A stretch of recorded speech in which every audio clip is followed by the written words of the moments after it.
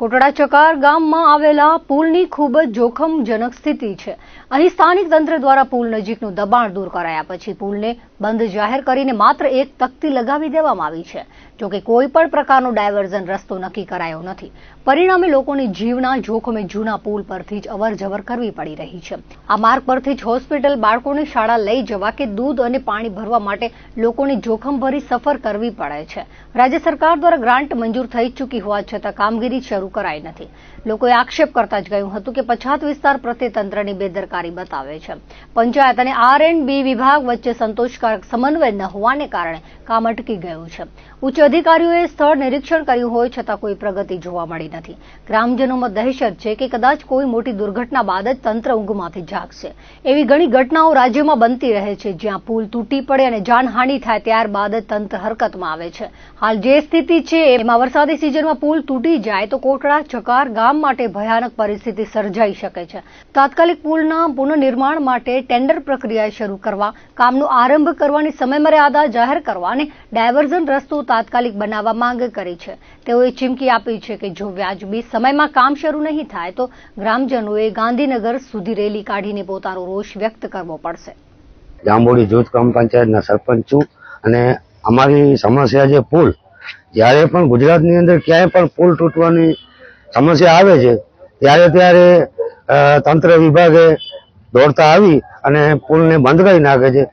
એના અનુસંધાને હું કહેવા માંગુ છું, જો તમે પુલ બંધ કરો છો તો તાત્કાલિક ધોરણે તમે નવો પુલ બંધાવો।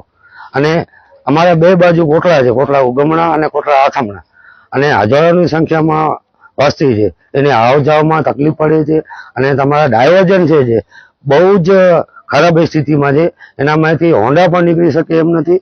અને મારી માંગણી છે સરકાર પાસે કે તાત્કાલિક ધોરણે આ પુલનો કાંઈ પણ રસ્તો કાઢી અને નવો બનાવે, યા તો પ્રજાને એવો રસ્તો આપે કે પ્રજા હેરાન ના થાય। આજે 2021-22 થી આ પુલ જર્જરિત થયા પછી સરકાર શ્રી તરફથી પુલ મંજૂર કરીને જે ગ્રાન્ટ આપવામાં આવી અને એજન્સી પણ નિમવામાં આવી, પણ જે તે વખતે જગ્યાનો અભાવ હતો એટલે વર્ક ઓર્ડર ને બધું કેન્સલ થઈ ગયા। તેના પછી જે 3-4 બનાવો પુલ પડવાના ગુજરાતમાં બન્યા, મોરબી છે, હરણીકાંડ છે, પછી રાજકોટ છે, અગ્નિકાંડ, એવા બધા બનાવ બનતા હોય ત્યારે સરકારશ્રીને એના અધિકારીઓ દ્વારા પુલ બંધ કરી અને લોકોની પરેશાની ઊભી થાય છે। અહીં જો ડાયવર્ઝન પણ નથી, આ ડાયવર્ઝન સરકારે નિયમ કરેલો છે પણ આ ડાયવર્ઝનમાં કોઈ વાહન પણ 2 વ્હીલ પણ નીકળી શકે એમ નથી। અને બીજો ડાયવર્ઝન છે એ અહીંથી 1.5 કિલોમીટર આગળ છે તો બધાને આવવું પડે છે, ત્યાં પણ નીકળવા માટે થાંભલાને બધા અડચણરૂપ છે, ત્યાં પણ મોટા વાહનો નીકળી શકતા નથી। તો 15 કિલોમીટરનો ફેરો ખાઈ અને આ બંને ગામના માણસો હેરાન થાય છે। તો આ સરકારશ્રીના કાંઈક એવું બનાવ બને એટલે પુલ બંધ કરી અને ગામને બધા લોકોને પરેશાની થાય છે અને એની જવાબદારી છે પૂરેપૂરી કે પુલ બંધ કર્યા પછી ડાયવર્ઝન તો કાંઈ મેળ હોવો જોઈએ કે ડાયવર્ઝન થી માણસો અવર જવર કરી શકે, પણ ડાયવર્ઝન ના કાંઈ અહીં જો તમે ઠેકાણા નથી। આગળ થોડીક મેટલ પથ્થર છે, એમાં પણ 2-2 ફૂટના ખાડા પડી ગયા છે, નથી બાવળિયા કાઢેલા, અને અહીં પણ કોઈ મેટલ નથી। આ તો અહીં તો નદી છે મોટી, અહીં અમારા કોટડા ને ભૂખી નદી છે જે ખેંગારસાગરમાં જોડે છે, મોટી નદી છે, તો અહીં પણ પાપડી કે અંદર નાલા નાખી અને વ્યવસ્થા કરવી પડે। તે પણ અધિકારી દ્વારા હાથ ઊંચા કરી અને આવી પરિસ્થિતિમાં માણસોને હેરાનગતિ થાય છે। જ્યારે આ પુલ બંધ કરવામાં આવે છે ત્યારે આથમણાવાસ, સણુસરા, કૈલાસનગર બધા ગામના લોકો છે, ઉગમણાવાસ છે, વેપારનો હબ છે, એ લોકોને આવવા જવા માટે એટલી મુશ્કેલી પડે છે, જેનો જવાબદાર આ સરકાર શ્રીના અધિકારીઓ છે।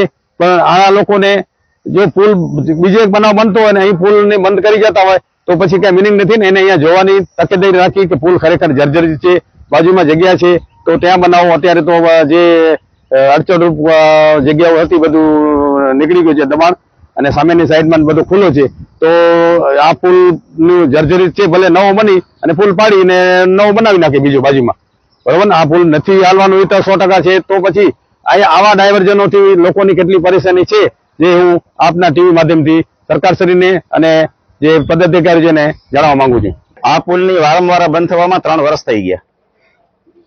ઇન્ડિયામાં ગમે અહીંયા પુલ પડે એટલે આ પુલ બંધ થઈ જાય રાતોરાત।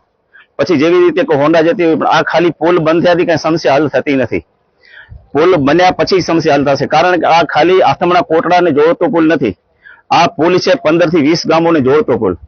અહીંયાથી સણોસરા, કૈલાસનગર ને ભારાપુર સુધી પણ આ રસ્તો જાય છે, જેને બંધ કરવામાં આવેલો છે. કાયમી માટે જયારે પણ કોઈ સમસ્યા જયારે ગુજરાતમાં કે ક્યાં પણ પુલ પડે એટલે આ પુલ રાતોરાત બંધ થઈ જાય છે. પ્રજાજનો હોન્ડા જેટલી જગ્યા કરીને મુકાવે, પાછા આવીને જયારે ઘટના બને ત્યારે પુલ બંધ થઈ જતો હોય છે.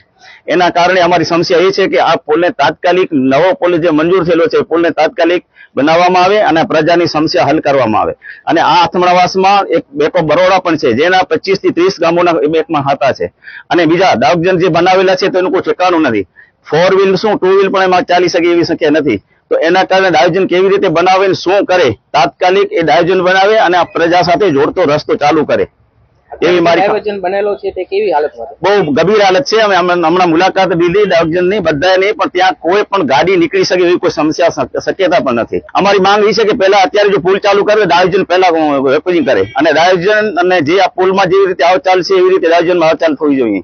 એ મારી ખાસ રિક્વેસ્ટ અને ખાસ અપીલ છે. અને તાત્કાલિક ધોરણે આ પુલનો નિકાલ કરવામાં આવે એવી મારી ખાસ નમ્ર અપીલ અને વિનંતી છે.